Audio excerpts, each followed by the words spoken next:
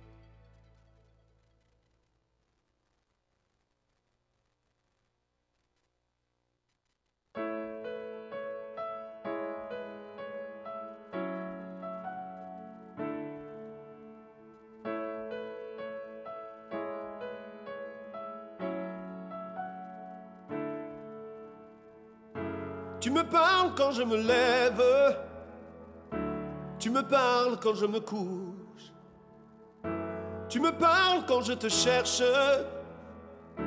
et tes mots sont dans ma bouche. Tu me parles dans un songe, tu me parles dans un rêve, et la rivière où je plonge, c'est ce qui vient de tes lèvres. Et chaque chose que tu dis résonne en moi. Tous tes mots prennent vie au fond de moi.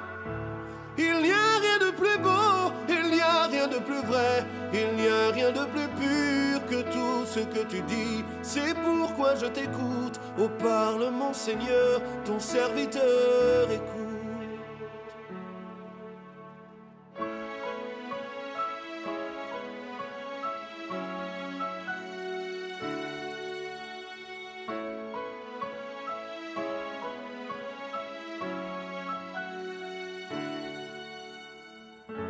Tu me parles dans la tempête, tu me parles dans le calme. Ta voix résonne comme les grandes eaux ou les soupirs inexprimables. Tu me parles dans des songes, tu me parles dans des rêves, et la rivière où je plonge, c'est ce que tu me révèles. Chaque chose que tu dis résonne en moi. Tous tes mots prennent vie au fond de moi. Il n'y a rien de plus beau, il n'y a rien de plus vrai, il n'y a rien de plus pur que tout ce que tu dis. C'est pourquoi je t'écoute. Oh, parle mon Seigneur, ton serviteur écoute. Oh mon Seigneur, les choses qui remplissent ton cœur, tu me les révèles, et par ton amour je les reçois. Et pour cela, chaque chose que tu dis résonne en moi. Tous tes mots prennent vie au fond de moi. Il n'y a rien de plus beau, il n'y a rien de plus vrai, il n'y a rien de plus pur que tout ce que tu dis. C'est pourquoi je t'écoute. Parle mon Seigneur, ton serviteur écoute.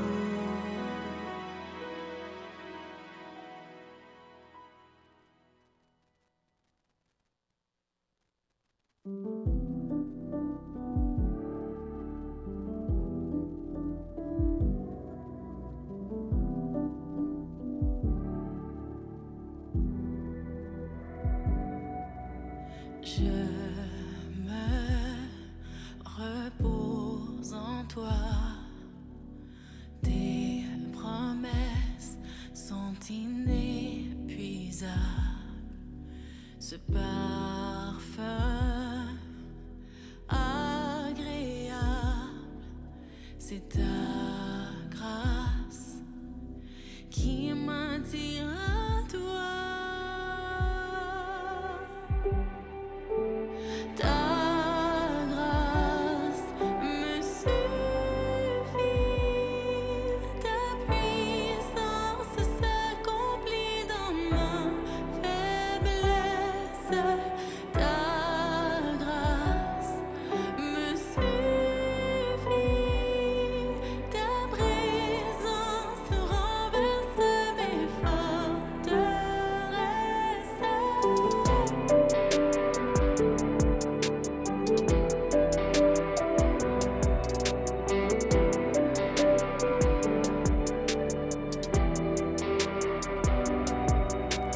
Dans l'épreuve, je garde courage. Ta force est mon héritage. Ta paix est tel un roc. Sur toi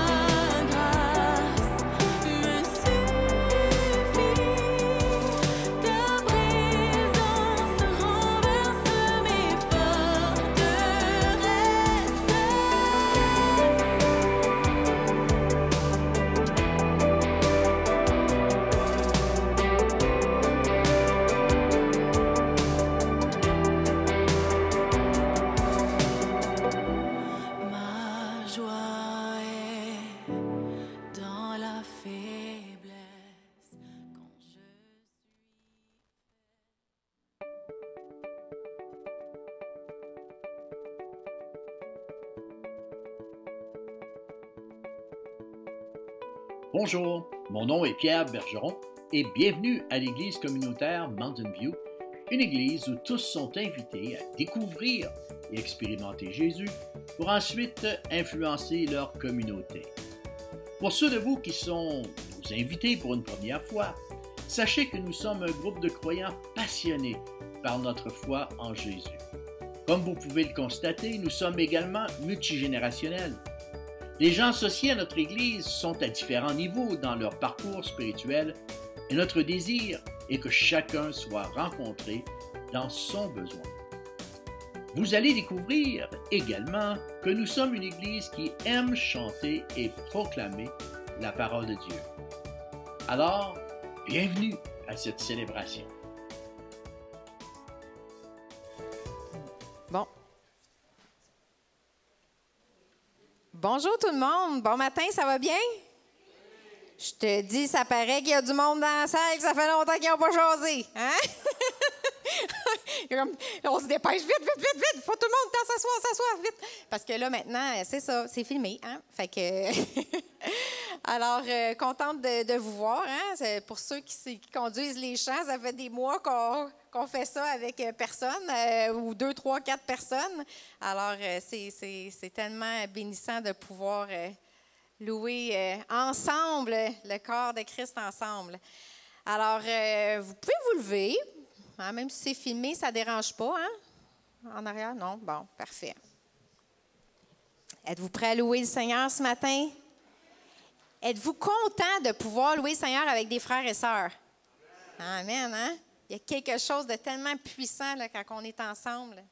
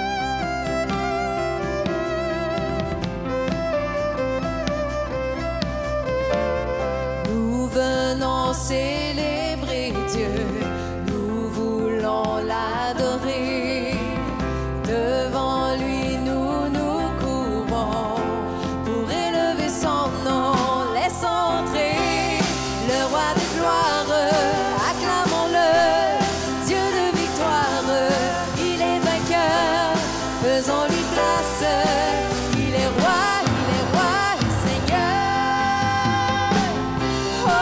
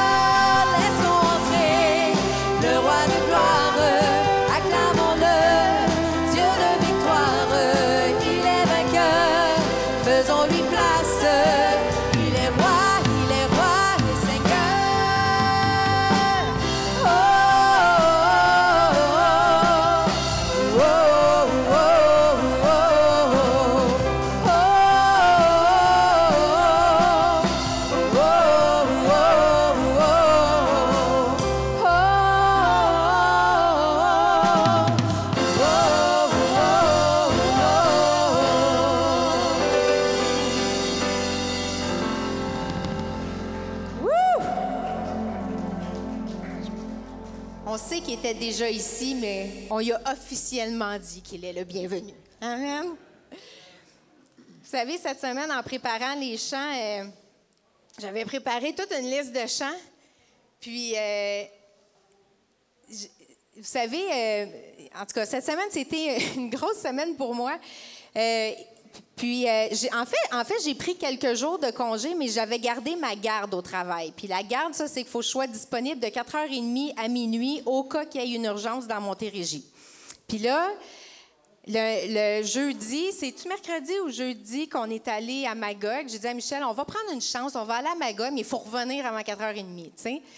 Puis finalement, bon, on est là-bas, puis tu sais, c'est tellement agréable là, d'avoir le lac, tout ça. Puis là, je disais à Michel, il est 4 heures, on est encore à Magog. Puis là, j'ai dit, OK, il faut se dépêcher, tu sais, il faut revenir parce que, tu sais, tout... Là, j'ai dit, tu verrais tout ça. Puis vous savez, il y a une loi, hein? Il y a une loi non dite à la DPJ, les policiers et dans les hôpitaux. Il y a une loi où tu ne dois jamais dire, hey, c'est tranquille, à soir, hein? Ça, tu dis jamais ça. Si tu es nouveau, hein, je sais pas, Myriam, si tu es nouveau, puis t'oses dire cette phrase-là, je vous jure, le monde vous regarde avec des couteaux dans les yeux. Tu es aussi bien de te sauver parce que t'es faite. Parce que du moment que tu dis, c'est drôle, c'est tranquille à soir, hein? Bing, bing, bing, ça se met à sonner. L'enfer se déchaîne. L'enfer se déchaîne.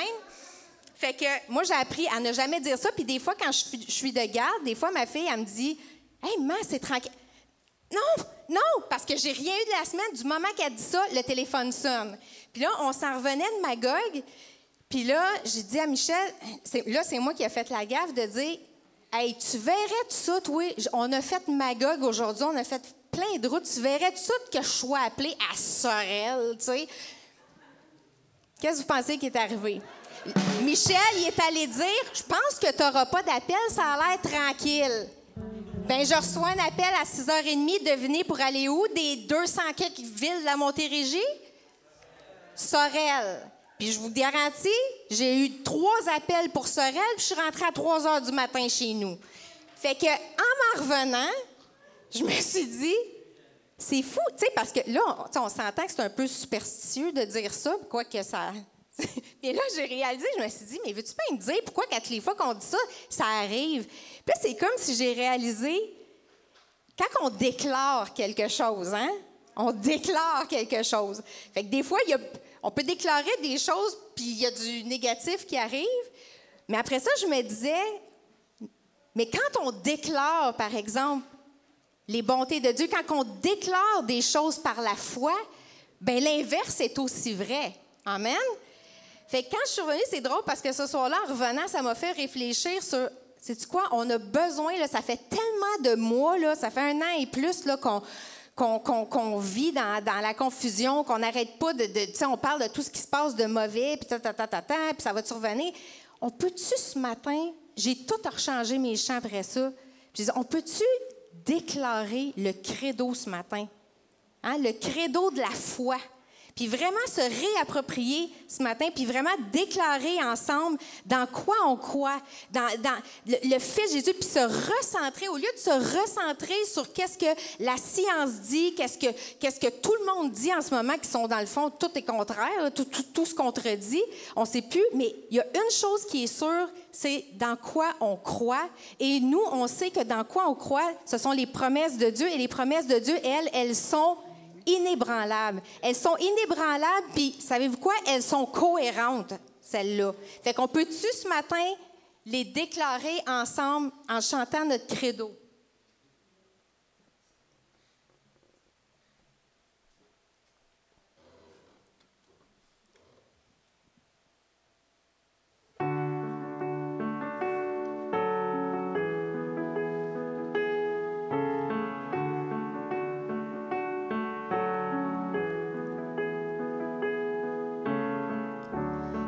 Notre Père éternel, toi qui as tout créé, Dieu tout-puissant,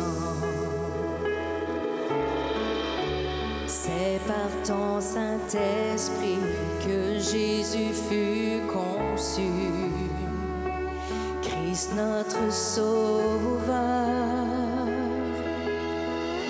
Oui, je crois en Dieu notre Père. Oui, je crois en Christ son Fils. Oui, je crois en ton Saint-Esprit, ô Trinité divine. Oui, je crois à la résurrection, que nous vivrons à jamais. Car oui, je crois dans le nom de Jésus.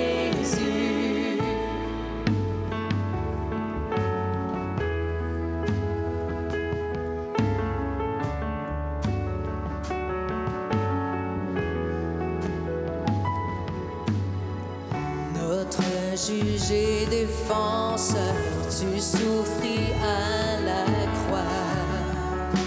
Le pardon est en toi.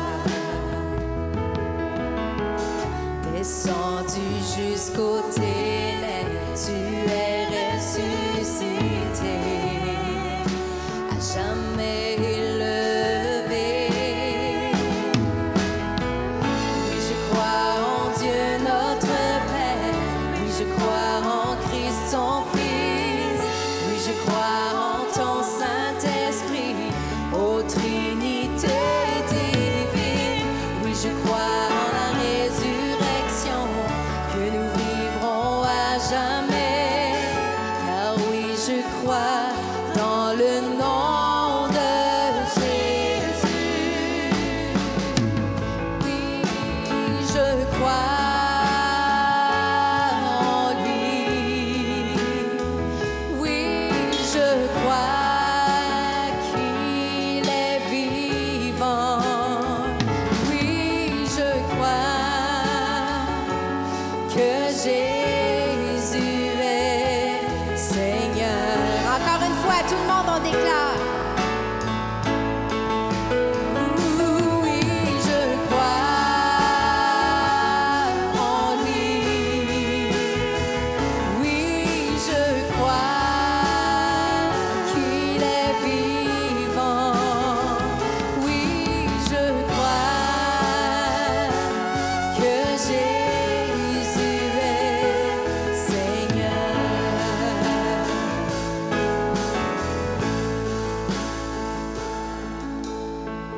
Oui, je crois à la vie éternelle.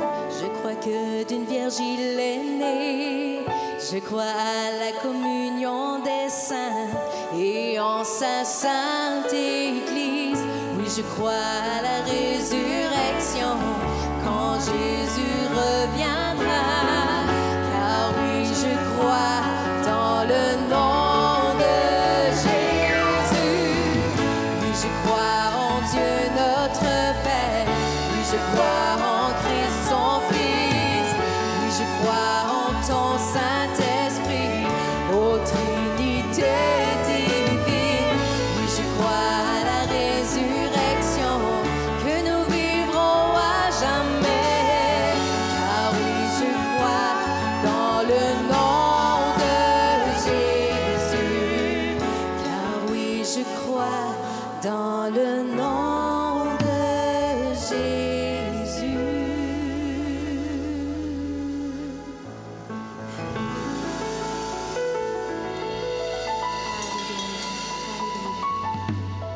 Croyez-vous qu'il va se passer quelque chose ce matin? Vous savez, les paroles sans la foi, c'est rien, hein? C'est juste une cymbale qui retentit. Mais quand on ajoute la foi à ce qu'on proclame, c'est là que le surnaturel peut prendre place. Puis je crois vraiment que ce matin, le Seigneur, le Saint-Esprit veut vraiment faire quelque chose. Ça fait, comme je dis, ça fait des mois qu'on n'est pas ensemble, le corps de Christ rassemblé. On est tout seul dans nos coins avec nos souffrances. On reçoit des diagnostics, on reçoit toutes sortes de mauvaises nouvelles. Et puis ce matin, je sens vraiment que le Saint-Esprit veut juste dire, là, vous avez proclamé, vous avez déclaré, on se recentre, on arrête de s'inquiéter de ce qui se passe autour et focaliser sur moi, là, que vos yeux se tournent vers le ciel. Je tourne les yeux vers les montagnes, d'où me viendra le secours. Le secours me vient de qui? De l'Éternel. Alors ce matin, qu'on puisse être des vases prêts à recevoir. Dans le prochain chant qui dit que ma coupe déborde, que mon cœur soit rempli, viens transformer ma vie.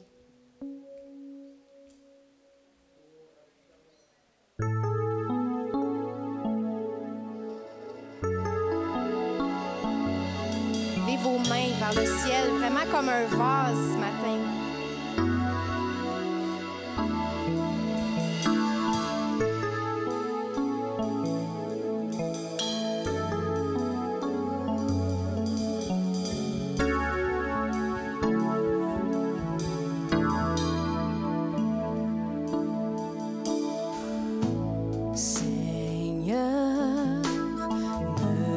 Voici,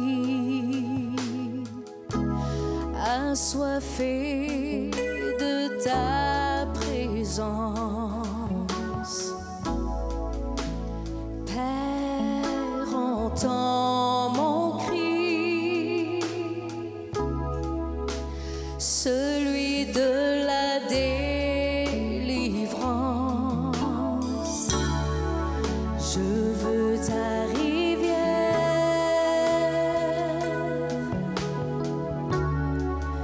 Je veux ton amour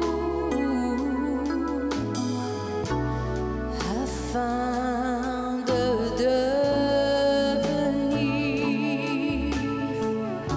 semblable à toi, que ma coupe déborde, que mon cœur soit rempli, viens transformer ma vie, que ma coupe déborde de joie et de l'esprit. Viens Jésus, change-moi,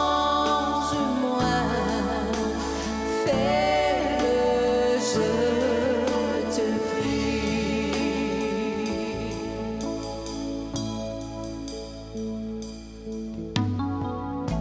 Seigneur, me voici, assoiffé de ta présence. Père, entends mon cri, celui de la délivrance. Je veux ta rivière,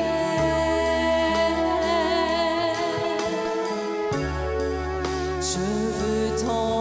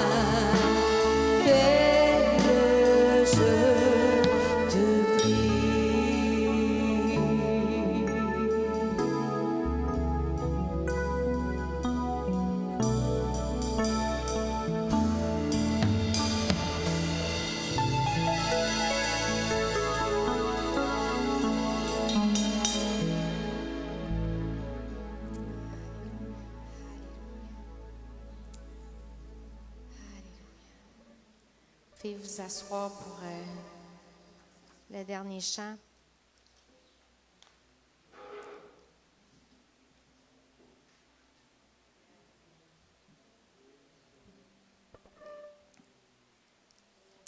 Je voulais lire un petit psaume avec ce chant-là parce que, comme je vous dis, je les ai tous changés.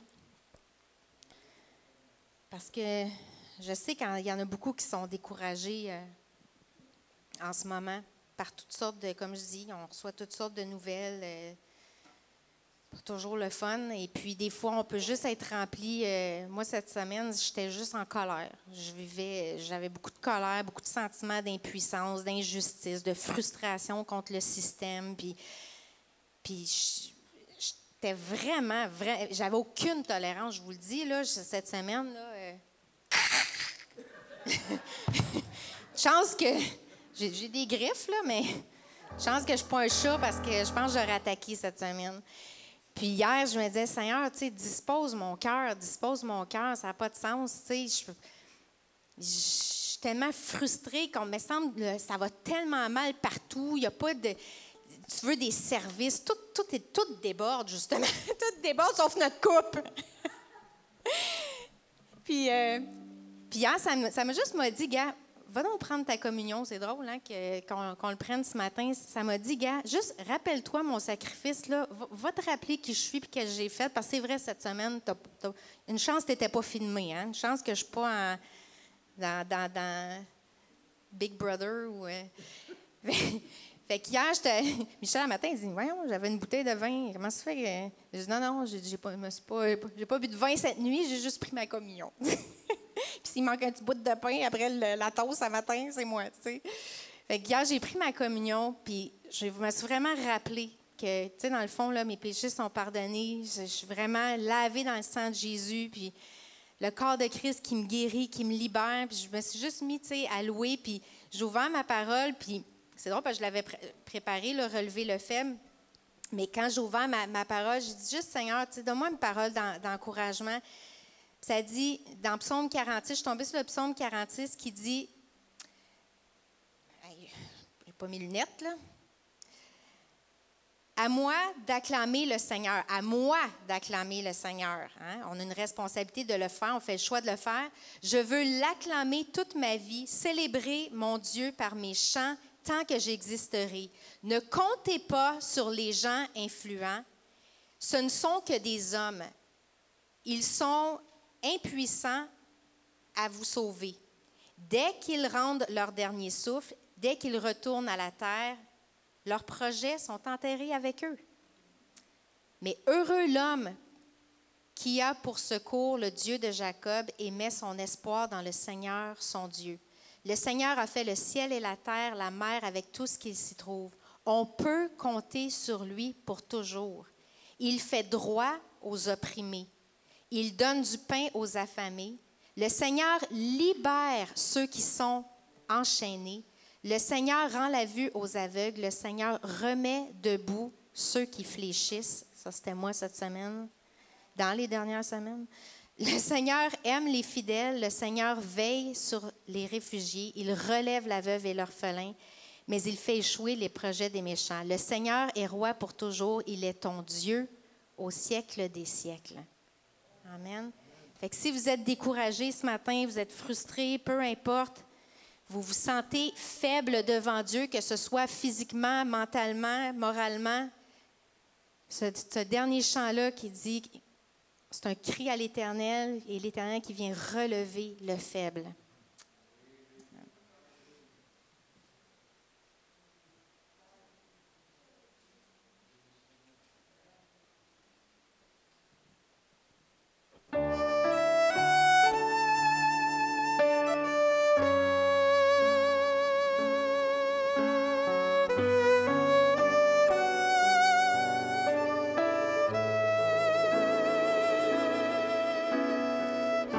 Au-delà des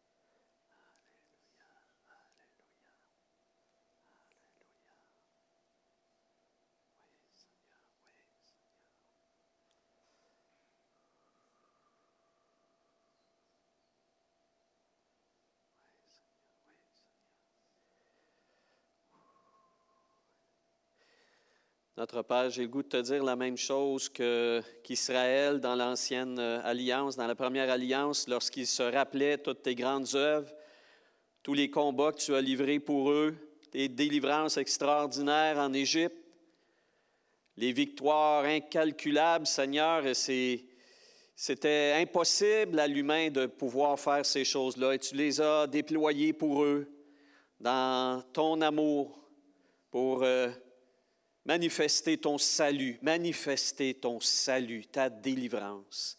Mais pourtant encore, ils étaient là dans les psaumes, je lisais cette semaine, ils étaient là à pleurer, à crier, à dire, « Seigneur, mais où es-tu?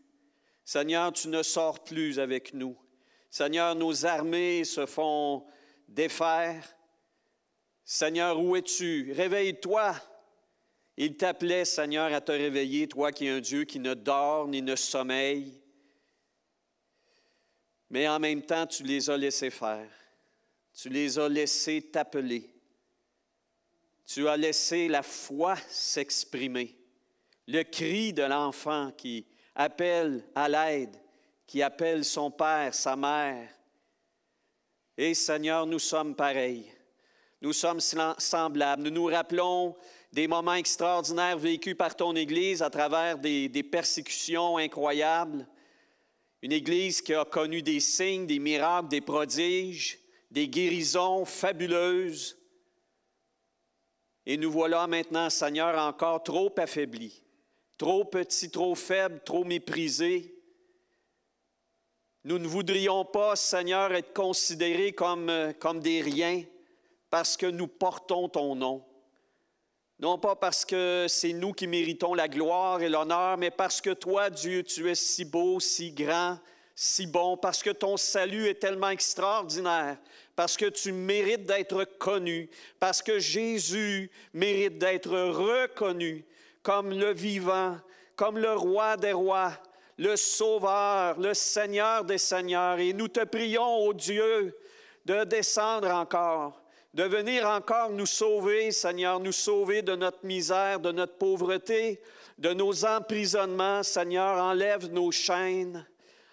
Ôte au-dessus de nous, Seigneur, la honte, le découragement. Enlève nos misères, Seigneur. Montre-nous à nous-mêmes tel que toi, tu nous as fait. Libre, fort en Jésus, rempli de l'Esprit, l'Esprit de la résurrection. Nous demandons au Dieu encore pour nous, encore ta vie, encore, Seigneur, encore ton esprit, encore ta puissance, encore tes œuvres, encore tes exploits, encore, Seigneur, parce que tu es vivant, tu n'es pas usé, tu n'es pas fatigué, Seigneur. Et ta bonté, comme a dit Jérémie en voyant Jérusalem brûler, pierre sur pierre détruite, il a dit, mais les bontés de l'Éternel ne sont pas épuisées, ses compassions ne sont pas à leur terme, elles se renouvelleront de jour en jour. Et Jérusalem a été rebâtie.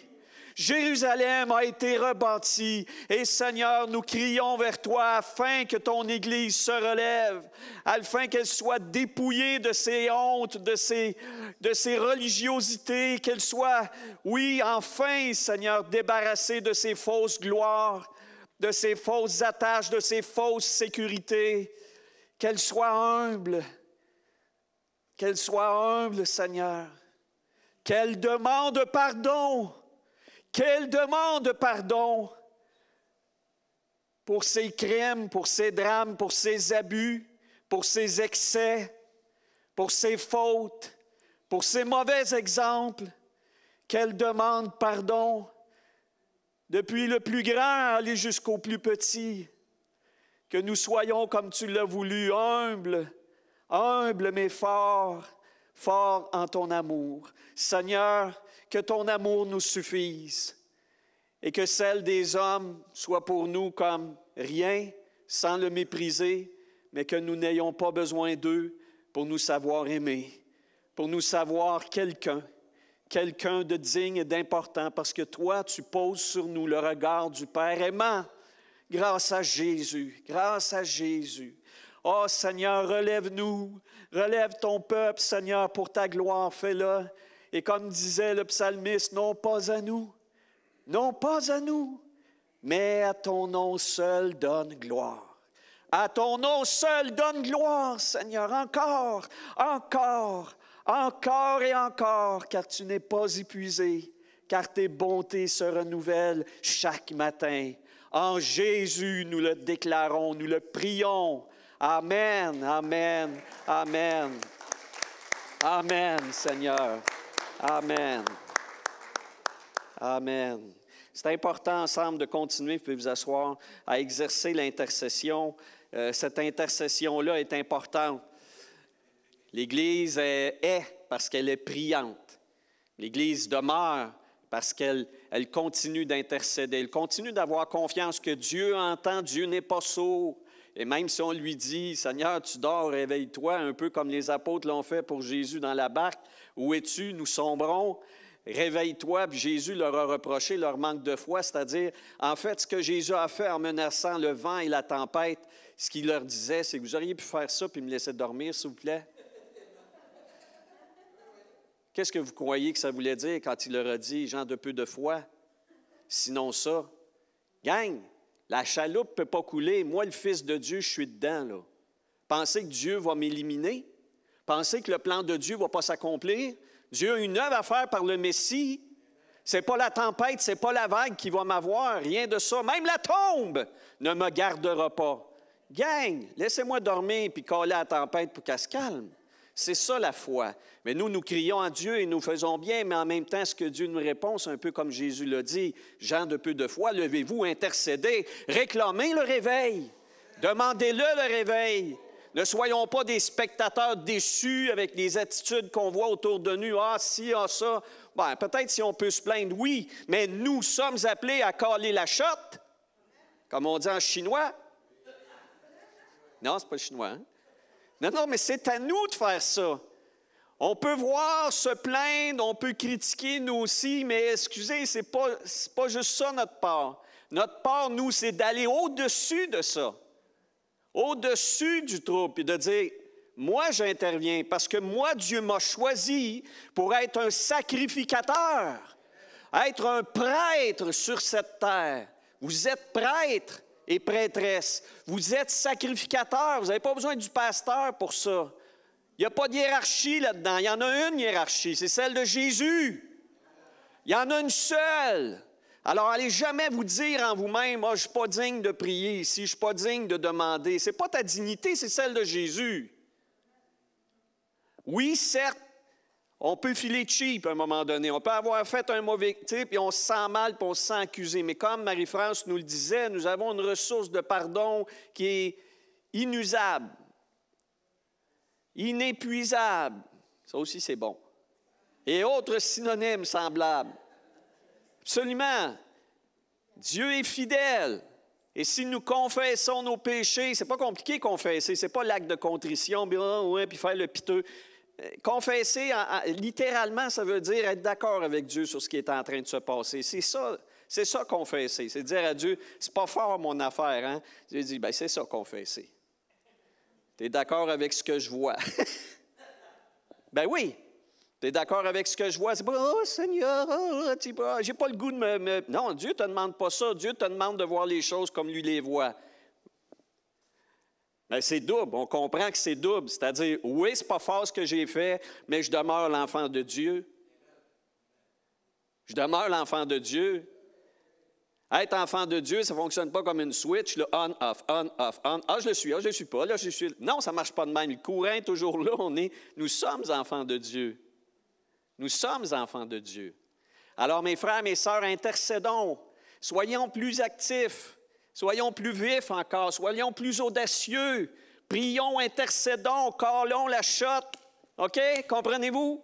Je pense qu'on a besoin de plus encore. On a besoin d'encore faire plus. Puis dites-le comme ça sort. Quand je lis les psaumes, ça fait des mois, là, je médite les psaumes chaque matin, je me dis, oh boy, c'est grave ce qu'ils disent là, Seigneur. Puis c'est comme Dieu dit, si je n'avais pas été d'accord, je ne l'aurais pas laissé se mettre là. S'ils m'ont dit, réveille-toi, Dieu, que fais-tu, que dors-tu? Je dis, mais Seigneur, tu ne dors pas. Non, mais il y avait besoin de me le dire à ce moment-là, puis c'est correct, la foi s'activait. Dieu me dit que je peux y parler, puis y dire des choses comme ça. Wow! En tout cas, j'espère que vous êtes exhortés là, à prier, prier, prier, prier, prier plus. Il faut que ça déniaise, là. Alors, c'est quoi qu'on a aujourd'hui, Camério? Qu'est-ce qu'on a? Oh boy! Ça part, on est là-dedans, hein, travaillant. Quand j'ai choisi le mot, hein, c'est ça, parce qu'on a un exercice de mots ici, là, avec l'Épître aux Romains. Aujourd'hui, c'est un peu une conclusion. Travaillant, moi, je pense à notre petit chant. Vous connaissez notre petit chant? Soyez fermes, inébranlables. Vous la connaissez pas, celle-là? Vous allez me la faire chanter tout seul? OK, Anne, on fait un duo. On chantait ça, on appelait ça les petits cœurs. On chantait ça, 1 Corinthiens 15, 58. Soyez fermes, inébranlables, travaillant de mieux en mieux à l'œuvre du Seigneur, sachant que votre travail ne sera pas vain dans le Seigneur. On avait une petite chanson, puis on apprenait ça comme ça dans les années, ceux-là. Oui, dans le temps de Bobino, Blue Bobinette. Mais bref, c'est vrai. Travaillant. Alors, ce matin, on va se laisser avec ce dernier passage de la lettre de Paul aux Romains, où il les laisse avec exactement cette pensée-là ce matin, cet esprit-là ce matin qui nous exhorte, là, bien, c'est celui de Romains chapitre 15, les versets qui sont là indiqués, mais on va ajouter le verset 19. Je vais aller chercher ça dans ma Bible, là. Attendez un petit peu, si vous avez la vôtre aussi. Romains chapitre 15, puis je vais lire à partir du verset 14. « En ce qui vous concerne, mes frères et sœurs, je suis personnellement convaincu que vous êtes pleins de bonnes dispositions, que vous êtes remplis de toute connaissance et que vous êtes capables de vous avertir les uns les autres. Cependant, frères et sœurs, c'est avec une certaine audace que je vous ai écrit par endroits dans ma lettre pour réveiller vos souvenirs, et cela à cause de la grâce que Dieu m'a faite d'être serviteur de Jésus-Christ pour les non-juifs. Je m'acquitte ainsi du service sacré de la prédication de l'Évangile de Dieu, afin que les non-juifs soient une offrande agréable, devenue sainte par l'action de l'Esprit Saint. Je peux donc me montrer fier en Jésus, le Roi Sauveur, de l'œuvre de Dieu. En effet, je n'oserais rien mentionner si notre Roi ne l'avait pas accompli par moi pour amener les non-juifs à l'obéissance par la parole et par les actes, par la puissance des signes et des prodiges et par la puissance de l'Esprit de Dieu. » Et je vais m'arrêter là. Par la suite, il va donner des recommandations particulières. Et c'est comme ce passage-là, c'est vraiment comme, c'est une conclusion. Parce que Paul avait commencé par Romains chapitre 1, on voit au verset 16 et 17, il nous avait dit « Je n'ai point honte de l'Évangile ». C'est la puissance de Dieu pour le salut de quiconque croit, des Juifs premièrement, mais aussi des non-Juifs. Et pour cette raison-là, Paul disait, voilà pourquoi je vais ici, je vais là, je vais partout, je vais aller chez vous, je vais aller jusqu'à Rome, je vais aller jusque chez vous pour pouvoir cueillir le fruit du Seigneur, le fruit parmi vous, puis en recevoir évidemment, puis vous en donner, etc. Donc Paul, il revient, il termine dans Romains chapitre 15 par ses dernières paroles en disant aux Romains, bon, voyez tout ce que je vous ai raconté sur l'Évangile, ce que j'ai mis au clair concernant le message, comment est-ce que ça fonctionne, le plan de Dieu. Tout ça, je l'ai fait pour qu'éventuellement vous entriez dans l'œuvre. Paul dit, moi, je pense que vous êtes prêts, là. Je pense que vous êtes capables. Puis, il dit, d'une façon très polie, il dit, je vous ai brassé peut-être un petit peu, hein? Je vous ai shaké un peu, mais je pense qu'il fallait vous shaker parce que vous êtes capables, puis vous devez prendre part maintenant. Vous devez passer à l'œuvre. Vous devez être travaillant, comme il l'a dit aussi dans 1 Corinthiens 15, aux Corinthiens. Donc, ce que je veux voir avec vous tout d'abord ce matin, on a vu ici le passage de Romains chapitre 15, c'est tout d'abord, qu'est-ce qu'il faut pour entrer dans le chantier de Dieu? Hein? Puis moi, j'aime en parler parce que depuis le temps où je suis chrétien, là, depuis le temps où je suis Jésus, j'ai travaillé dans le chantier du Seigneur, mais disons que j'ai J'ai eu affaire aussi avec la CSST, qui s'appelle maintenant la... Oui, c'est ça. Disons que les blessures, les coups et blessures, puis tout ça, j'en ai eu. J'ai été sur le carreau, et puis, etc., pour différentes raisons associées à l'œuvre du Seigneur. Et ça serait long ici de raconter tous les accidents de travail dans le chantier de l'Évangile que j'ai pu avoir, puis qui ont fait en sorte, évidemment, que pendant des laps de temps, des mois, même parfois sur certains aspects des années, je n'ai pas été capable de travailler à 100 %. Mais je sais que le Seigneur me veut à 100 %. Je sais que Dieu nous veut tous à 100 %. Je sais cependant, comme je le dis pour moi-même, qu'il y en a ici, comme ailleurs dans l'Église du Québec et du monde entier, il y en a des chrétiens qui voudraient bien continuer à travailler pour l'Évangile, mais qui se sentent maganés un petit peu, qui ont encore des cicatrices, qui ont encore des blessures, qui ont encore des contraintes. Hein? Ils sont contraints parce qu'il y a eu des choses qui se sont passées, malheureusement, qui les ont blessés. Puis d'entendre une parole comme celle-là, « Ah ouais, let's go, lève-toi, puis pars au travail », c'est comme « Ouais, ben attends un peu, j'ai mal, puis j'ai peur d'avoir mal. J'ai mal, puis j'ai peur d'avoir mal. » Alors, moi, les guérisons totales a passé par une étude renouvelée de l'Évangile. Puis la lettre de Paul aux Romains, c'est un peu ça. Paul, dans le fond, donc, vous voyez, avant d'arriver à l'Église de Rome, avant d'arriver à cette communauté-là, qui est quand même formée de personnes de différents arrière-plans, bien, il y a des Juifs puis des non-Juifs déjà, puis il y a d'autres chicanes. C'est une ville cosmopolite, hein, Rome à l'époque. Alors, Paul, il va tirer les choses au clair et il va commencer, comme on a débuté, comme Stéphane l'avait dit, inexcusable. Il commence par expliquer que, dans le fond, les humains, on va mettre les choses au clair, on n'est pas capable de rien. Par rapport à Dieu, personne ne mérite quoi que ce soit. On est tous dans le champ, on est tous pécheurs. On est incapable par nous-mêmes d'atteindre la cible de Dieu. Puis il y a différentes raisons pour ça, mais bon, la cible est là, la sainteté, la justice, la perfection, c'est comme une cible. Puis la flèche, soit qu'elle va de travers, soit qu'elle ne se rend pas. Ou soit qu'on ne sait même pas qu'il y a une cible. Il y en a beaucoup dans la société aujourd'hui, justement, ils ne savent pas c'est quoi le bien et le mal. Ils ne connaissent pas la cible de Dieu. Moi, je le vois là, dans une école secondaire avec des adolescents qui sont élevés par des parents qui eux-mêmes n'ont pas été élevés dans un Québec qui était quand même chrétien, on va dire ça dans le sens large. Le bien, le mal, ils n'en savent rien, eux. Ce qui est bien, c'est quand ça leur profite. Puis c'est correct dans le sens, tu dis, c'est quoi un être humain, dans le fond? C'est quelqu'un qui ne veut pas manquer de rien. Et si je peux mentir, si je peux tricher pour atteindre mon objectif, je vais le faire. Pourquoi je m'empêcherais? Ils ne savent pas que mentir, ça mène à rien, de voler, ça mène à rien, d'haïr les autres, ça mène à rien, etc. Ils ne savent pas. Ils ne le savent pas. Donc, il manque le coup. Comme la Bible dit, ils pêchent. Pécher, c'est manquer la cible. Il manque la cible. Est-ce que moi, je peux leur en vouloir? D'aller tout croche, est-ce que je peux m'offenser? Est-ce que je peux faire là, le Saint-Nito? Je veux dire, « Ah, mon doux, gang de pécheurs! Ah, mon doux! » Puis même, on va dire les vraies affaires, sexuellement parlant, que ce soit les orientations, que ce soit les expériences qu'ils ont, est-ce que je peux m'offenser de ça? Ben non! Ils ne savent pas c'est quoi la gauche de la droite. Ils ne savent pas distinguer. C'est comme Noé devant Nénive. Hein, il disait, moi, je vais aller parler à du monde qui ne savent même pas distinguer le bien du mal, ils ne savent pas même faire la différence entre la gauche et la droite. La vie humaine n'a aucune valeur pour les Ninivites. Ils servent des humains qui vont conquérir pour... Ils faisaient ça, les Ninivites. Hein? Ninive était un peu dans une place désertique, là, un peu comme Las Vegas, une vallée, là, puis sur le bord de la vallée, pour mettre de la décoration, là, et bien, quand ils faisaient des conquêtes, puis il y avait des prisonniers, bien, ils les installaient sur le haut des buttes, comme ça, ils leur tranchaient la gorge, puis là, le sang coulait sur le sable, puis ils disaient « Oh, wow, c'est beau, ça, là. » On était dû, hein? Ça manquait un peu.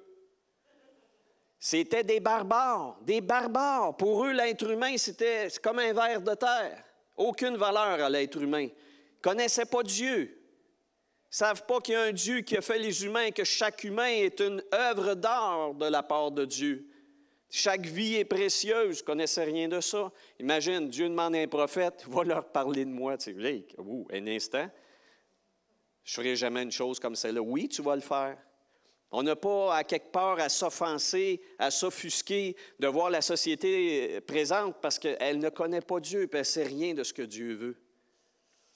Alors, je ne dis pas d'accepter ça, je ne vous dis pas que je l'accepte, je vous dis que je comprends. C'est différent. Parce que quand je comprends, je peux plus facilement parler librement.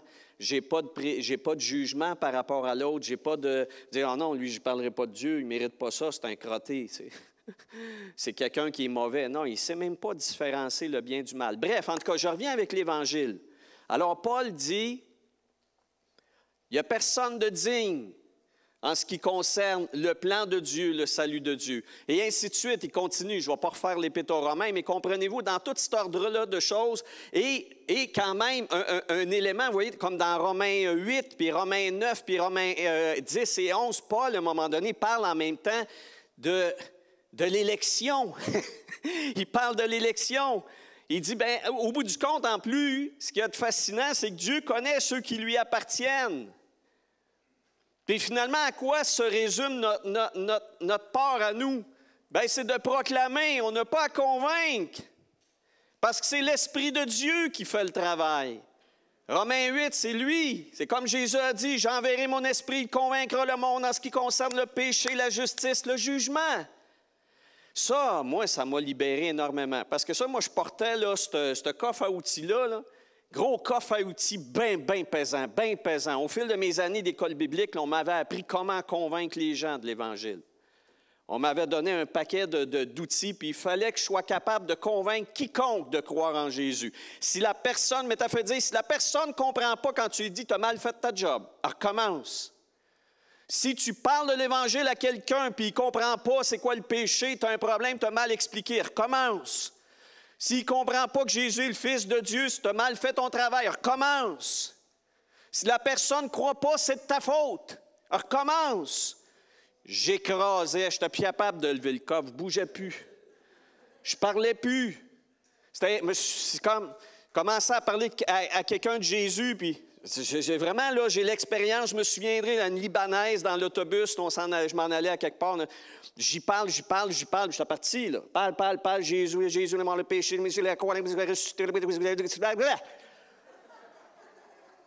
Là, j'étais content, il est tout dit, j'ai vidé le coffre au complet. Brrrah! Elle était gentille, elle m'écoutait poliment à la fin de ce long temps. Je lui demande, alors, est-ce que tu as compris? Elle me dit non. Oh. Je suis quand même pas mauvais pour expliquer, là, tu sais, sans me demander, c'est quand même, là, tu sais. J'ai dit, qu'est-ce que tu comprends pas? Elle dit, au début, là, quand tu dis qu'on est pécheur. Quoi? Tu m'as lâché à l'étape 1, je t'ai rendu à 36, là. Ben oui, l'humain est pécheur, il est où le bug? Elle dit, non, je ne comprends pas ça, moi, le péché. Ah, mon Dieu, là, ça va être long, le voyage ne sera pas assez long, je vais arriver, ça ne sera pas fini. Non, c'est vrai, là. Je me suis dit, j'ai manqué ma shot, c'est épouvantable. J'espérais, tu sais, que j'ai tout expliqué, puis là, rendu à, je pense que c'est ça, c'était à Sorel, justement.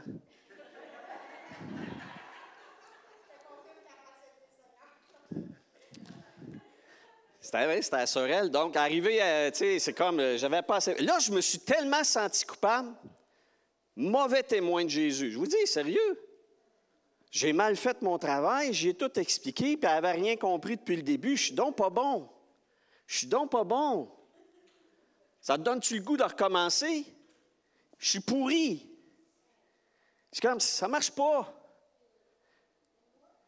Alors, il est où le bug? Le bug, c'est que je comprenais mal ce qu'est l'Évangile. Je dis non, ceux qui m'ont enseigné ça.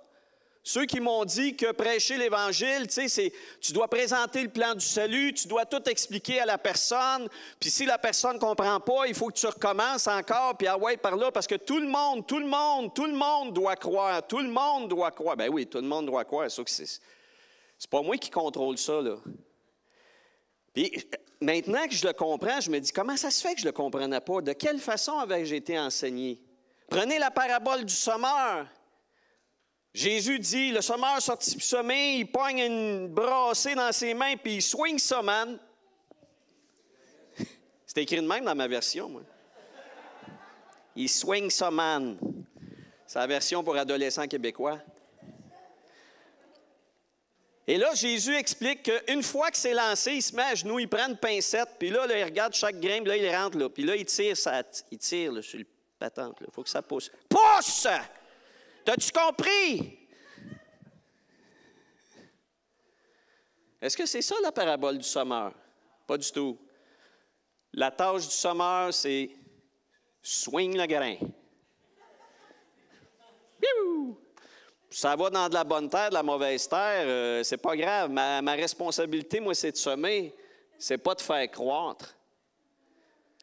Le grain de blé, s'il tombe en bonne terre, il va réagir, puis d'une façon, puis on ne réexpliquera pas la parabole ici, mais il y a une chose qui est évidente, c'est pas le semeur qui est responsable du résultat. Allô? C'est pas le semeur qui est responsable du résultat. Le semeur sème. Les réactions... Jésus, la même affaire. Jésus enseignait à des milliers de personnes, il enseignait à des foules avec le lunch gratis.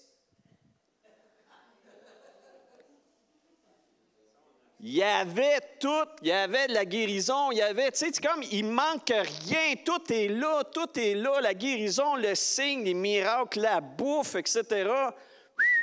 L'enseignement, A1, écoute. Où est-ce qu'ils étaient tous, eux autres, à la crucifixion? Jésus, c'est pas bon, son affaire.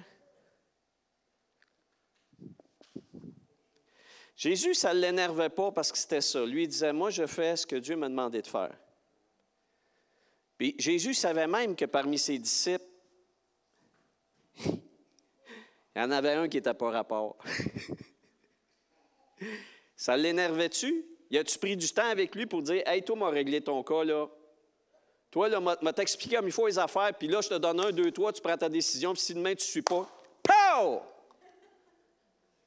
Non, c'est comme, Jésus a continué d'enseigner, Jésus a continué de partager son pain, sa nourriture, Jésus a continué de l'avoir dans son équipe, Jésus a continué. Jésus, c'est comme, c'est ton problème, man. Moi, là, j'enseigne, moi, je suis intègre dans la foi et dans la proclamation. Je représente Dieu. Maintenant, ce que tu fais avec ton cœur et ta vie, vous me suivez? C'est ça. Alors, ça, c'est une attitude, j'espère, pour vous, qui va vous amener à une libération. On peut voir la prochaine image? Paul dit... oui, c'est ça. L'évangélisation, c'est le chantier de Dieu. Regardez ça. Nous n'avons pas à en faire la conception ou à être tenus responsables de sa réalisation. Seul compte notre participation. Hein? C'est ça. Ça, là, il faudrait... ça, gardez-le en tête, là. Photographiez ça, là, puis gardez ça en tête. Ce n'est pas à nous de commencer à concevoir qu'est-ce que Dieu veut. Dieu sait ce qu'il veut. Puis Jésus, en plus, c'est lui l'architecte. Hein? Nous, on a une idée de ce que l'œuvre de Dieu pourrait être. Moi, je me souviens, pendant longtemps, je pensais que ça devait être telle affaire quand j'étais dans le ministère. Je disais, oh mon Dieu, ça serait bien. Puis là, on aurait ci, puis là, on aurait ça. On aurait telle belle bâtisse, telle affaire, telle chose. Est-ce que c'est ça que Jésus a dit? Est-ce que Jésus dit, voici, je vous envoie par le monde afin que vous achetiez de gros bâtiments, idéalement air climatisé? Avec ci, avec ça, avec ça. Il n'a jamais parlé de ça. Jésus a dit, vous allez aller par le monde, vous allez faire connaître la bonne nouvelle, vous allez baptiser au nom du Père, du Fils, du Saint-Esprit. Et puis, vous allez faire d'eux des disciples. Vous allez faire des disciples. Que ce soit dans une cabane, une hutte, n'importe où, vous ferez où ce que vous voulez, dans votre salon, dans une église, peu importe, mais c'est ça que vous allez faire. Vous ferez des disciples afin qu'ils apprennent à obéir. Enseignez-leur à obéir à tout ce que je vous ai prescrit. Comment on fait pour obéir? Ça prend la puissance du Saint-Esprit, parce que la chair ne peut pas produire l'obéissance à Dieu. Amen? Alors ça, là, on a du travail là-dessus. Mais quand tu reviens à la conception, c'est quoi les plans? C'est quoi les plans de Dieu? Là, tu peux mieux comprendre c'est quoi, quelle est la part de ta réalisation. C'est-à-dire, qu'est-ce que Dieu te demande à toi de faire? Parce qu'on ne peut pas tout faire, c'est un chantier. Il y a toutes sortes de corps de métier dans un chantier. On ne peut pas tout faire. Alors souvent, on demande, on engage quelqu'un, je me dis des fois, on va engager un serviteur de Dieu, puis on lui demande de tout faire. C'est pas ça l'idée quand on regarde dans le Nouveau Testament. Ça ne fonctionne pas de même. C'est pas nous, on a un serviteur de Dieu, on l'appelle pasteur, puis on s'attend à ce que lui, dans le fond, fasse rouler le chantier. Ben non, c'est pas ça. Ça ne marche pas de même. Moi, c'est pour ça, là, oui, la première église où on a fait ça avec moi, j'ai été busté bien raide. Au bout de 4-5 ans, j'étais burn-out. Ça ne marche pas, ça ne fonctionne pas. La promotion, moi, qui suis sorti là, de l'école biblique, on était 12. Je suis un des seuls survivants de ça. Les autres, ils ont tous été brûlés. Non, mais c'est d'une tristesse innommable, là, ça. Là. C'est comme la Première Guerre mondiale. Tu sais, t'es dans la tranchée, à un moment donné, t'entends la flûte, sortez toutes. Là, l'autre bord, moi, c'était ça. J'ai vu mes frères, mes sœurs avec qui j'avais fait de l'école biblique. On s'était consacré 3 ans. On avait l'appel de Dieu. Rasé par l'ennemi de même. Parce qu'on ne fait pas l'œuvre de Dieu comme le Seigneur le veut. On ne suit pas les plans. On fonctionne avec des traditions. On fonctionne avec... Pourquoi tu fais ça de même? On a toujours fait ça de même. C'est comme ça qu'on fait ça. Qui est-ce qui t'a montré? Ça a toujours été de même. Es-tu sûr? As-tu déjà regardé les plans originaux? Ben voyons donc, qui est-ce que tu es pour dire que... En tout cas, il y a une émission à la télévision que mon épouse raffole. Elle adore ça. Ça s'appelle, prochaine diapositive. Ça s'appelle comment? Holmes le fait bien. Je le sais qu'il est plus beau que moi.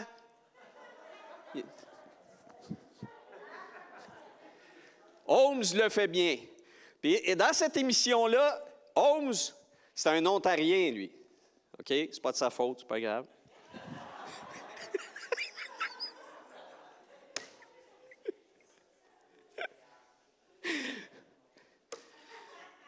Correct. Holmes, il arrive dans des maisons, il secourt des pauvres gens qui ont fait faire des rénovations chez eux. Aïe, aïe, c'est tout croche. C'est tout croche. L'électricité, n'importe quoi. La plomberie, c'est n'importe quoi. Les portes, les fenêtres. Lui, il arrive là-dedans, généralement, je vous le dis, c'est pas long, là. C'est comme encore là, cette semaine, la madame, c'était quoi? C'était sa cuisine. Écoute, il a tout arraché. Il était rendu dehors sur le terrain en train de mettre des fleurs. Je dis, Yann, c'était rien que la cuisine. Non, il arrache tout, lui. Lui, non, ça, parce que ça, arrache. Oh, by the way, le plancher, arrache les murs, les plaintes, les portes dehors. Oh, la galerie, oh, le toit. Ah, arrache tout. Là, madame est rentrée chez elle, elle a dit, mais ouais, c'est plus ma maison, mais c'est parfait, tout est parfait. Puis Holmes, c'est ça qu'il dit tout le temps, mais il passe des petits messages, puis il dit, c'est épouvantable. C'est vrai, aujourd'hui, même dans la presse, si vous lisez la presse, là, aujourd'hui, il disait comment est-ce que c'est fou, hein, c'est la jungle, la construction, et surtout la rénovation résidentielle au Québec. N'importe qui s'improvise constructeur, rénovateur, etc. Et il se passe des histoires d'horreur, autant sur le plan d'un couple dans une maison qu'au niveau du gouvernement. C'est n'importe quoi. C'est absolument n'importe quoi. Et pourquoi ça ne fonctionne pas? Bien, parce qu'on ne suit pas les règles de la construction. C'est écrit. Comment tu dois fonctionner chaque corps de métier. Un électricien sait comment les choses doivent être faites. Le charpentier à la base, le bricoleur également, puis celui qui tire les joints, hein, mon homme? Tout le monde a sa job. Mais c'est sûr, des fois, quand tu es dedans, tu dis « Wow, j'ai déjà vu ça, ouais, je suis capable de le faire. » Oui, c'est correct, peut-être. Mais en même temps, des fois, peut-être, on ne fait pas tout le temps tout comme ça doit être fait. Mais c'est plate parce que des fois, l'Église de Dieu locale ou l'œuvre du Seigneur, ça ressemble à un chantier qui est tout croche. Allô? Des fois, c'est pas fort, là. Le courant ne passe pas, il passe à moitié déjà. Puis ça fuit à différents endroits. Puis il y a de la moisissure aussi qui pogne. Puis là, on se dit, comment ça se fait donc? C'est l'œuvre du Seigneur, comment ça se fait que c'est tout croche, cette affaire-là? C'est tout croche parce qu'on ne suit pas les bleus. On ne suit pas les plans. On ne suit pas les plans du Seigneur. Prochaine diapositive. Dans Romains 15-14, Paul dit, ça prend 3 choses à commencer par ça. Bon cœur, bonne tête, puis être un bon compagnon. Ça aussi, c'est un terme de la construction. Mais non, mais c'est exactement ça. Je vous lis Romains 15, 14. Romains 15, 14, Paul dit, « En ce qui vous concerne, mes frères et sœurs, je suis personnellement convaincu que vous êtes pleins de bonnes dispositions. » Le cœur à la bonne place. Les bonnes motivations. Vous ne voulez pas vous donner une réputation personnelle. Vous n'allez pas aller chercher là une reconnaissance dont vous avez besoin. Et ça déjà, moi, je dis avant le baptême, il faudrait quasiment passer une thérapie, là, mais je remarque, c'est vrai qu'on est beaucoup à venir au Seigneur pour combler notamment une chose, celle d'être enfin reconnu, aimé, accepté. Mais il arrive des fois qu'il y a un vice de forme, il y a un vice de conception, puis on rentre dans l'Église, puis même des fois, on va rentrer dans le ministère, puis il va s'avérer que ce manque-là de reconnaissance en soi-même, d'amour de soi parce qu'on sait qu'on est aimé, va nous faire le travail du Seigneur en cherchant pas mal beaucoup, mettons, à se faire reconnaître personnellement. Moi, je suis pasteur. Moi, je suis apôtre. Moi, je suis prophète. Appelez-moi, tu sais. Appelez-moi pasteur. Allô, c'est quoi ça? Jésus a dit même à appeler personne maître. Tu sais, commencez par arrêter ces... Voyons. Paul s'appelait lui-même un doulos. C'est quoi ça? Un esclave. Paul se nommait esclave. Et quand il disait « je suis apôtre », il disait dans le sens martouron, c'est-à-dire « je suis un témoin visuel de la mort et de la résurrection de Jésus, je l'ai vu ». Mais ce n'était pas pour prétendre à une reconnaissance, vous voyez, à une gloire particulière, à un statement. Il n'attendait pas ça, Paul. Son statement à lui, c'est-à-dire, moi, je suis un avorton, je ne mérite même pas d'être serviteur de Dieu, parce que moi, j'ai persécuté les chrétiens. Ça, c'était ça son statement à Paul. Moi, je suis ici, puis ce n'est pas parce que je le mérite, OK? Mais il y a quelque chose à aller chercher là. Bon cœur, bonne tête. Bonne tête, Paul dit, tout de suite après les bonnes dispositions, il dit, vous êtes remplis de toute connaissance. Puis si vous n'êtes pas certain, relisez l'Évangile, relisez l'Épître de Paul aux Romains, c'était ça le but.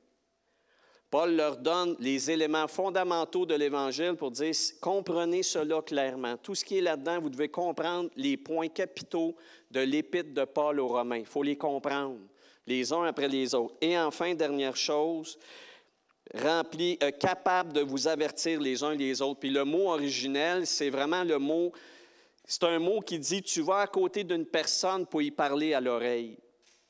Parce que moi, quand j'étais jeune chrétien, l'exhortation, l'image que j'avais, c'était vraiment quelqu'un vient à côté de toi, il vient à côté de toi puis il te donne une genre de gifle dans le Seigneur, tu sais, avec un verset de la Bible. « Hey, toi, je t'ai exhorté. » Ça, c'est pas de l'exhortation, là. Ça, c'est de la blessure. Le vrai mot, dans le grec, là, c'est « para » puis « parole »,« parole douce ». Parce que les gens, tout le monde sait quand ils font des erreurs, ils le savent. Tu n'as pas besoin de peser sur le bobo, tu as à encourager la personne à ce qu'elle revienne à se voir telle qu'elle est devant Dieu. Dans le bon, dans le mauvais côté, les deux en même temps, comme on a dit tantôt. Qu'elle comprenne qu'elle est aimée, qu'elle comprenne que le pardon de Jésus ne s'est pas épuisé, puis qu'elle comprenne en même temps qu'en dépit du fait qu'elle vit présentement des épreuves ou qu'elle a fait des choses qu'elle considère être épouvantables, et peut-être que oui, c'est épouvantable, mais que tu lui rappelles que tout est possible encore avec Jésus. C'est ça de l'exhortation. C'est ça de l'exhortation. Alors, Paul, il dit, vous êtes bons compagnons, c'est correct. Alors, si vous avez bon cœur, les bonnes motivations, si vous avez les connaissances à la bonne place, les points fondamentaux, les poutres de base. Jésus, c'est un charpentier.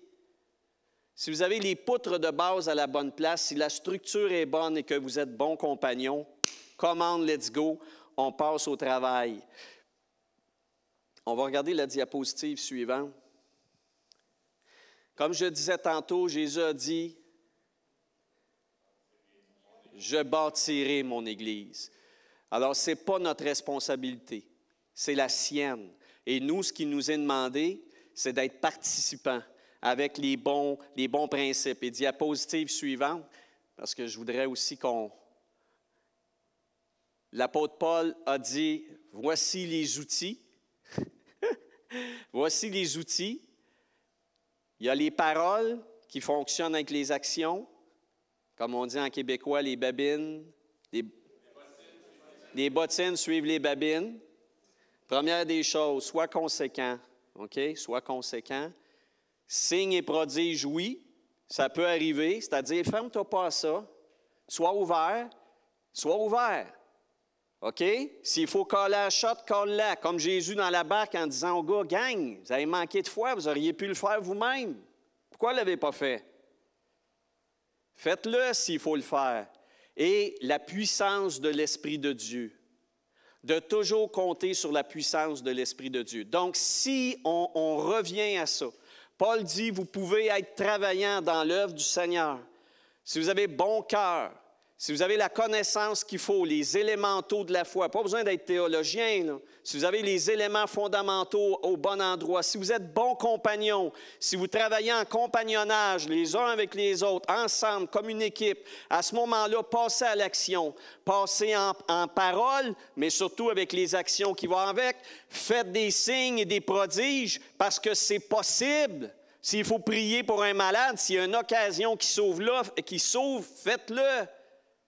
Comprenez-vous? C'est ça. Moi, c'est ça que j'ai compris là, dans une vague aussi là, que j'ai eue quelques années là, par rapport à la guérison. Il y a des fois, j'admets, j'ai ouvert des portes fermées.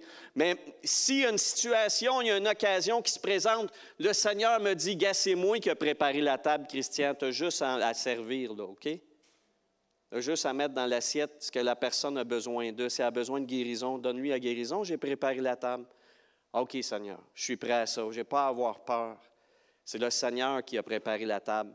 Et toujours travailler en fonction de l'Esprit de Dieu. Et donc, prochaine diapositive, c'est dans ce sens-là qu'on peut dire qu'on peut être travaillant. Soyons fermes, inébranlables, travaillant de mieux en mieux à l'œuvre du Seigneur, sachant que votre travail ne sera pas vain dans le Seigneur. Il ne sera pas vain parce qu'on va avancer, on va œuvrer avec lui.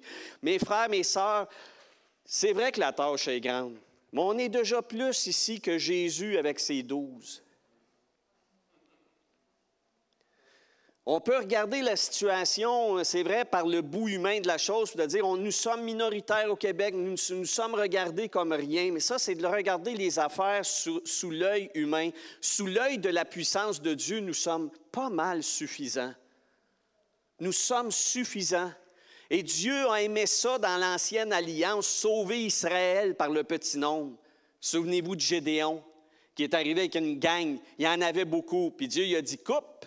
Non, coupe. Pas encore. Coupe encore. Oui, mais là, il ne nous en restera plus. Il y en aura toujours assez. C'est moi qui est avec vous. Et Dieu a sauvé avec le petit nombre. Donc, cessons de regarder la quantité que nous sommes. Ce n'est pas ça qui est important. Faisons ce que Dieu nous demande de faire. C'est pour ça, tout à l'heure, au début, j'ai commencé avec vous par la prière. Puis je n'ai pas besoin de prier moi-même, comprenez, vous êtes vous-même souverain, sacrificateur, vous êtes prêtre et prêtresse. Intercédez, la puissance de votre prière est capitale. Puis on n'a pas besoin de faire une réunion de prière à l'Église pour prier. Priez chez vous, priez en auto, les yeux ouverts. Priez partout, priez tout le temps. Priez tout le temps, ça n'a pas besoin d'une position particulière, ça n'a pas besoin de prier constamment. Priez là où vous êtes. Priez dans vos problèmes, priez dans votre travail, priez quand ça va mal, priez quand ça va bien, priez tout le temps, puis saisissez les occasions. Laissez le Seigneur saisir les occasions. Vous dites, je me semble que je n'ai pas beaucoup d'occasions, demande-en. Puis si tu en demandes puis ça ne vient pas, c'est peut-être autre chose. Demande au Seigneur, qu'est-ce qui ne marche pas avec moi? Peut-être qu'il y a quelque chose qui ne marche pas avec moi. Peut-être que mon attitude n'est pas bonne. Peut-être qu'il y a quelque chose que j'ai mal compris. Seigneur, s'il y a un blocage puis il vient de moi, montre-le-moi. Ça se peut que ce soit ça. C'est lui le foreman. C'est lui le contremaître. C'est lui qui a dit « Je bâtirai mon Église ». Fait que là, si on se sent un petit peu sur le côté du chantier, il faudrait lui demander. Il faudrait lui demander. Mes frères, mes sœurs, nous avons un Dieu vivant. Un Dieu tout-puissant, un Dieu qui veut que l'Évangile fasse son travail, puis il a décidé de le faire avec nous. Soyez confiants, regardez pas à vous, regardez à lui, regardez à ce qu'il vous donne, à ce que vous êtes capable de faire. Tout est encore possible. Et plus encore. Amen. Amen. Alors, je vais inviter les musiciens à s'avancer parce qu'on va avoir un chant bientôt. Mais j'aimerais ça... Oh non, non, excusez, restez à votre place parce qu'on va prendre le repas du Seigneur. Comme ça, vous pourrez le prendre. Alors, c'est-tu pas merveilleux? Bon, vous le savez que moi, ça me manque, hein? C'est pas parce que j'ai faim. C'est parce que c'est un moment fabuleux, c'est un moment fantastique, c'est un moment précieux que Jésus nous a donné. Je vais inviter Huguette et son bien-aimé mari. Serge? Non? Ah, ça a changé. Bonjour, Serge 2.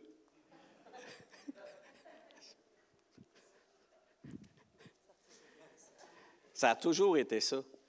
OK, j'aime ça de même. C'est bon. C'est comme ça que ça se passe. Ah oui. Alors, je vais vous expliquer un petit peu pour les détails. J'ai un plateau qui a des petits pains, OK, dans des verres. Il y a des petits pains dedans.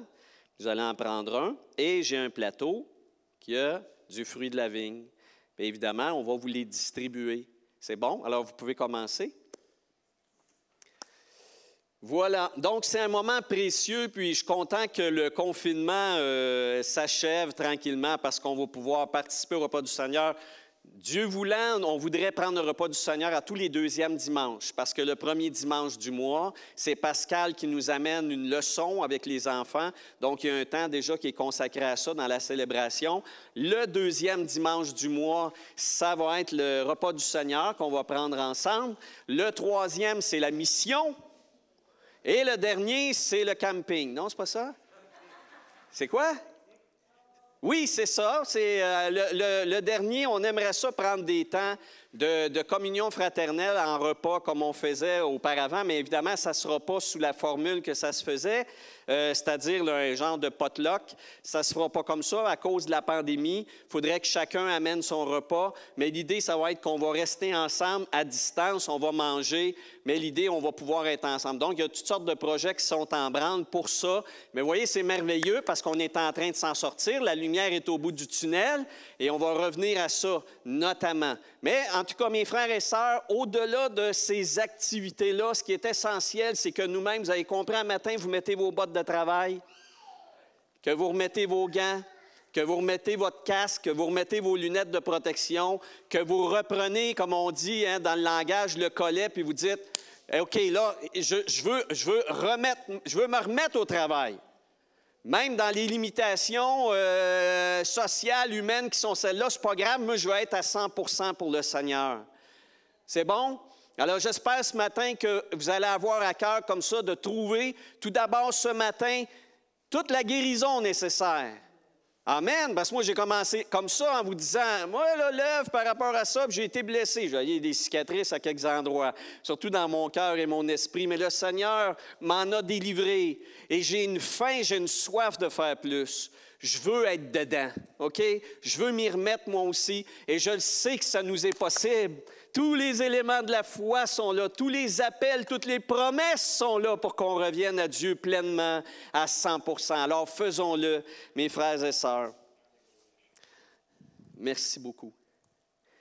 Alors, Jésus, la nuit où il fut livré, le Seigneur a pris le pain, qu'on peut ensemble le prendre. Oh, je m'étais préparé un pain, oui, c'est ça. Et Jésus, ce pain-là, devant ses apôtres, il l'a brisé en leur disant, « Ainsi mon corps sera brisé pour vous. » Et je voudrais, avant qu'on prenne le pain ensemble, qu'on mange ensemble le pain, qu'on puisse rendre grâce au Seigneur pour le fait que lui a été blessé pour notre guérison. Seigneur, merci. Merci pour ton pardon. Merci pour ta restauration. Merci, Seigneur. Il n'y a pas de rénovateur comme toi. Il n'y a pas de restaurateur comme toi. Parce que tu fais mieux que colmater la brèche, Seigneur, tu redonnes des choses nouvelles. Toutes choses sont devenues nouvelles en toi. Tu nous guéris, tu nous rétablis entièrement. Jésus, merci pour ton corps brisé à la croix, qui est notre guérison, notre délivrance, qui permet à Dieu d'accomplir ses promesses, de nous rétablir entièrement, de faire de nous des fils et des filles nobles et dignes, des serviteurs et des servantes armés, aguerris et désireux de te servir entièrement. Sois béni, Seigneur Jésus. Amen. Mangeons-en tous.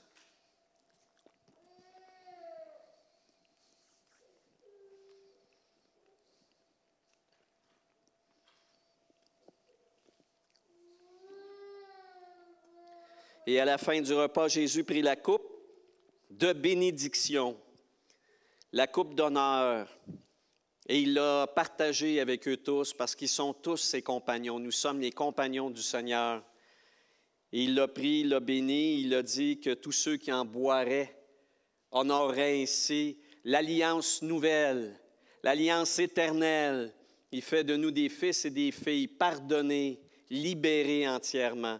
Je vous invite en signe symbolique de vous lever, comme à la table des noces, comme aux noces, lorsqu'on lève notre verre et qu'on rend honneur à celui qui est l'époux, nous-mêmes étant l'épouse. Seigneur Jésus, merci parce que par ton sang, par ta mort, tu as scellé une alliance en bonne et due forme, éternelle, une alliance qui encore est active pour nous maintenant.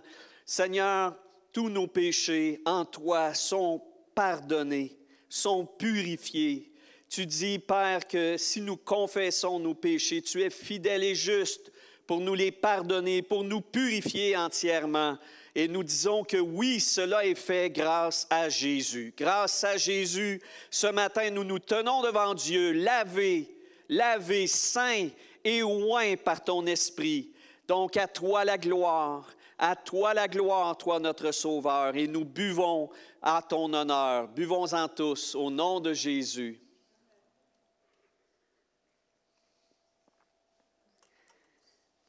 Alléluia. Alors, chantons au Seigneur, célébrons le Seigneur en est digne.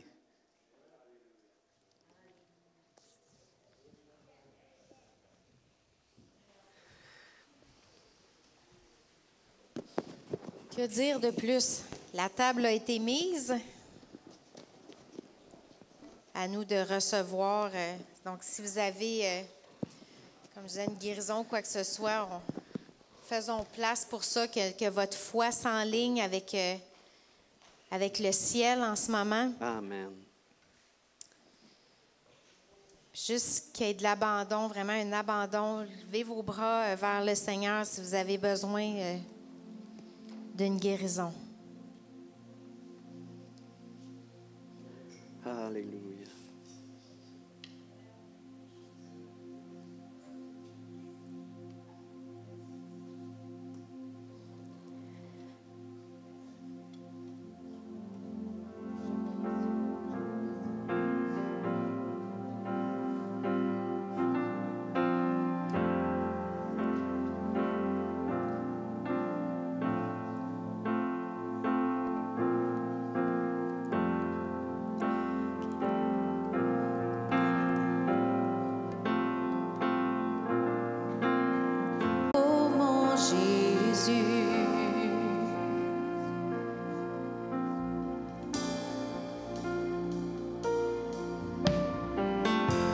Je vois ta gloire descendre sur ce lieu, l'espoir qui restaure, qui guérit toute maladie. Oh, je t'adore, oui, je t'adore, je te donne honneur, oh mon Jésus.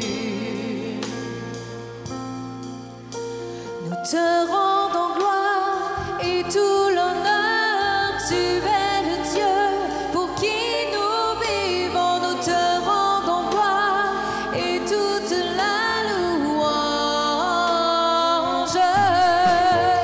Nous te rendons gloire et tout l'honneur, tu es le Dieu pour qui nous vivons. Nous te rendons gloire et toute la louange.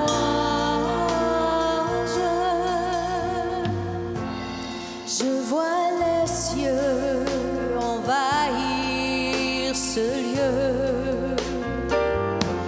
Je vois les anges qui proclament ton saint nom. Oui, je t'adore, oh, je t'adore, je te donne l'honneur,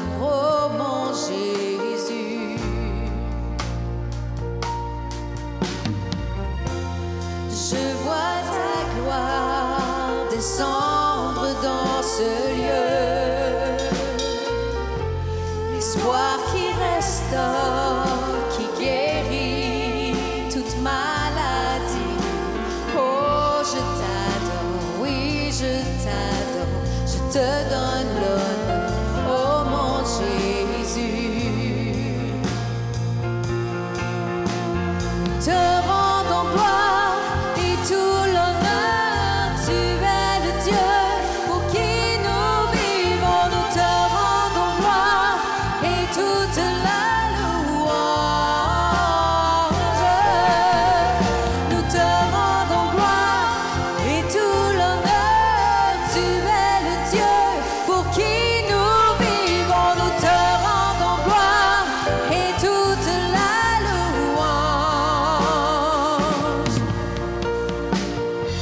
Que ta présence remplisse ce lieu, que les cieux viennent, que tes anges envahissent ce lieu, que les cieux viennent, prosternés, nous te louons, que les cieux viennent, face à face avec mon roi, que les cieux viennent, que ta présence remplisse ce lieu, que les cieux viennent, que tes anges envahissent ce lieu, que les cieux viennent, prosternés, nous te louons, que les cieux viennent.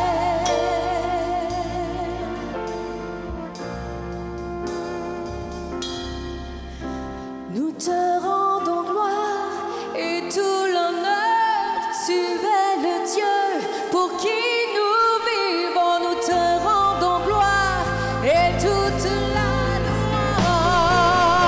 Nous te rendons gloire, nous te rendons gloire et tout l'honneur, tu es le Dieu pour qui nous vivons. Nous te rendons gloire et toute la louange, et toute la louange.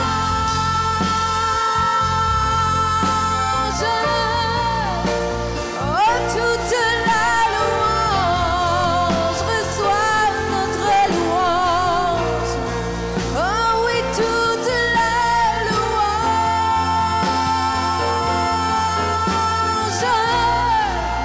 Oh, toute notre louange. Nous te rendons gloire, Seigneur, pour la guérison. Merci, Jésus. Déclarez-le par la foi. Merci, Jésus. Toute douleur quitte dans le nom de Jésus. Tout esprit d'abattement, tout esprit de découragement, toute douleur musculaire dans le nom de Jésus. Tout ce qui brûle dans le nom de Jésus. Tu restaures, Seigneur. Tu restaures les corps dans le nom puissant de Jésus. Alléluia. Oui, toute la louange.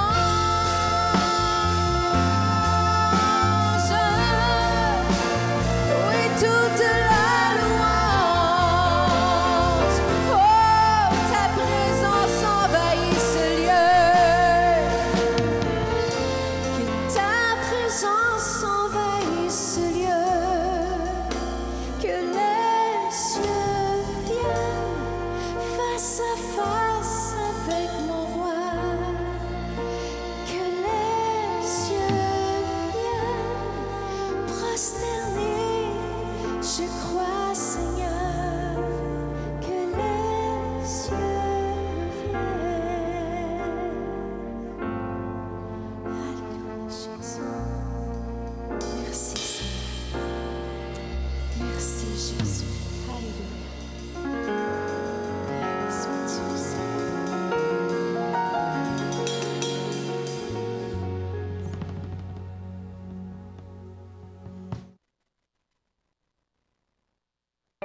Merci d'avoir participé au service de l'Église communautaire Mountain View.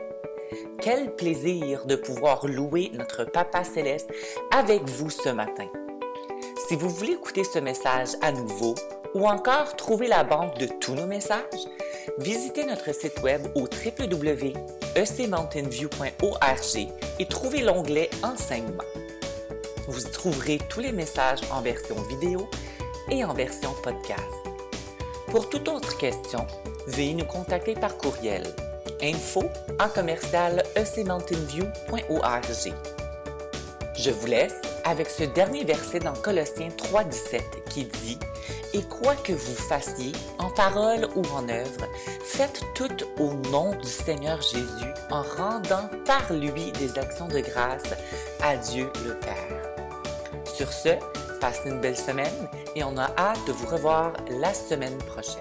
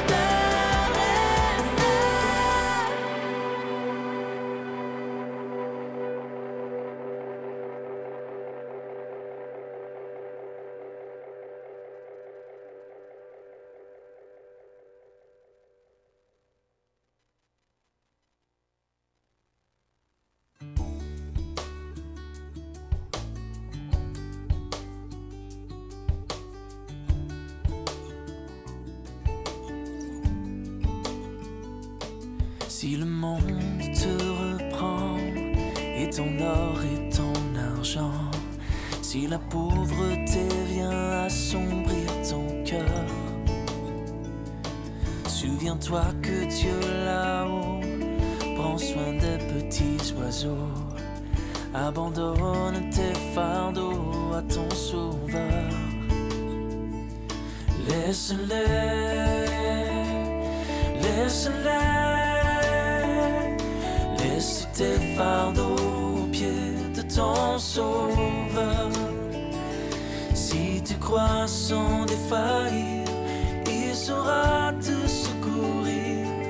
Abandonne tes fardeaux à ton sauveur.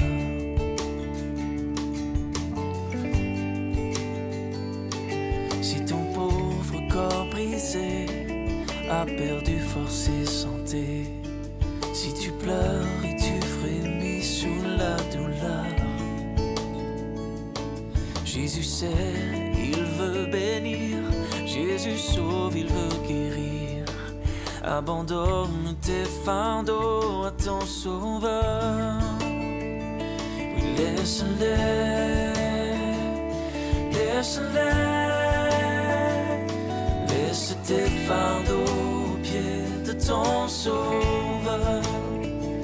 Si tu crois sans défaillir, il saura te secourir. Abandonne tes fardeaux à ton Sauveur.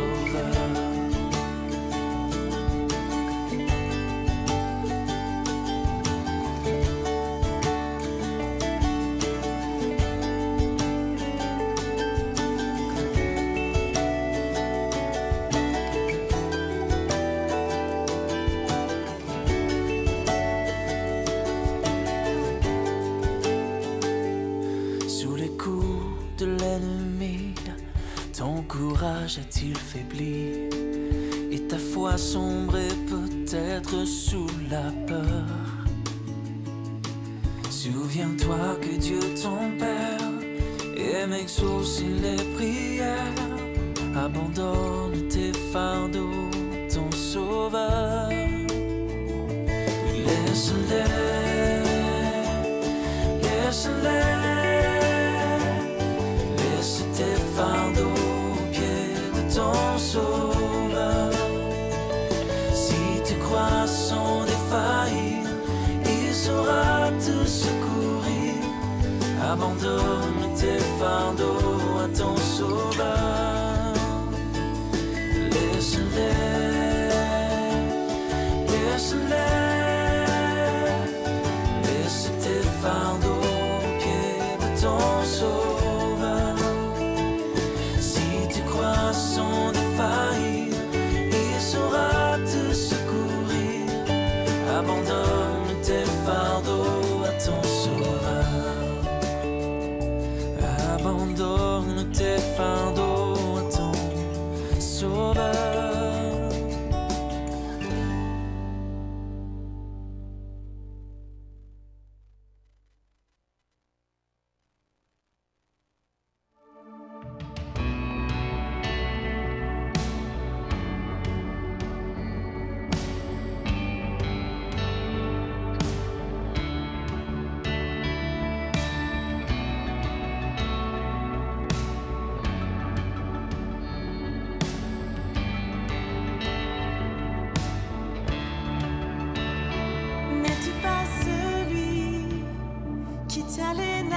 Dans sa main, celui qui ne change point.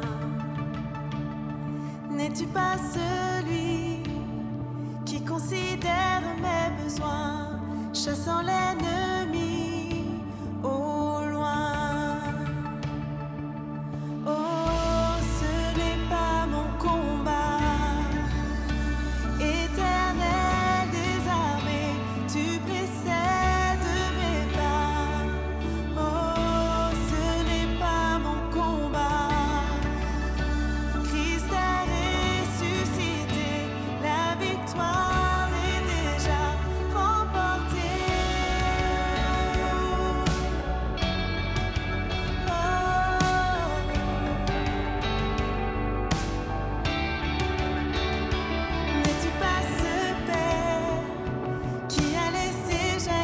Joie.